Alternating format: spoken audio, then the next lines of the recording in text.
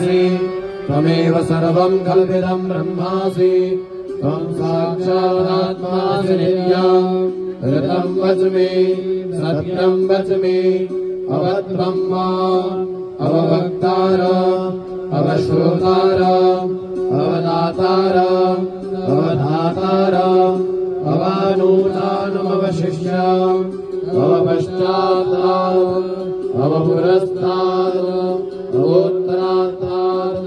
अवदक्षिणात्तात् अवधरात्तात् सर्वतो मां पाहि पाहि समन्तात् त्वं वाङ्मयस्त्वं चिन्मयः त्वमानन्दमयस्त्वं ब्रह्ममयः त्वं सच्चिदानन्दाद्वितीयोऽसि त्वं प्रत्यक्षं ब्रह्मासि त्वं ज्ञानमयो विज्ञानमयोऽसि सर्वं जगदिदं तत्तो जायते सर्वं जगदिदं तत्तस्तिष्ठति सर्वं जगदिदं त्रैलयमेष्यति सर्वं जगदिदं त्वयि प्रत्येति त्वं भूमिरापो नलो निलो नभः त्वं चत्वारि वाक्पदानि त्वं गुणत्रयातीतः त्वं देहत्रयातीतः त्वं कालत्रयातीतः त्वं अवस्थात्रयातीतः त्वं मूलाधारस्थितोऽसि नित्यः त्वं शक्तित्रयात्मकः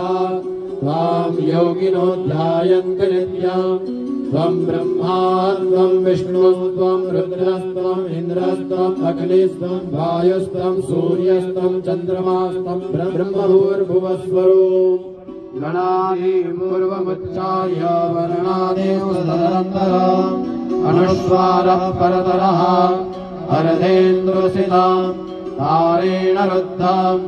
एतत्त्वमनुस्वरूपम् गकारः पूर्वरूपम् अकारो मध्यमरूपम् अनुस्वारश्चान्तिरूपम्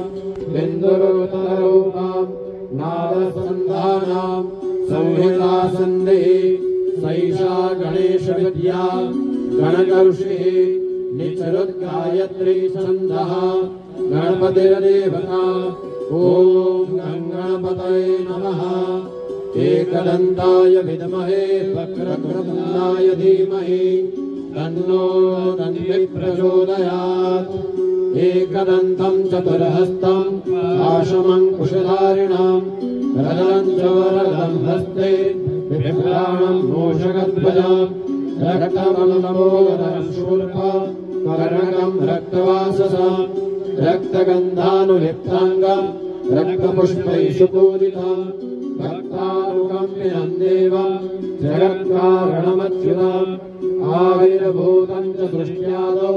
प्रकृतेः पुरुषात् परम् एवं ध्यायति यो नित्यं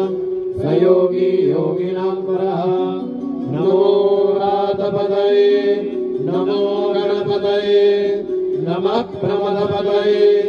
नमस्ते असूलम्बोदरायैकदन्ताय विघ्ननाशिने शिवसुताय श्रीवरदमूर्तये नमः।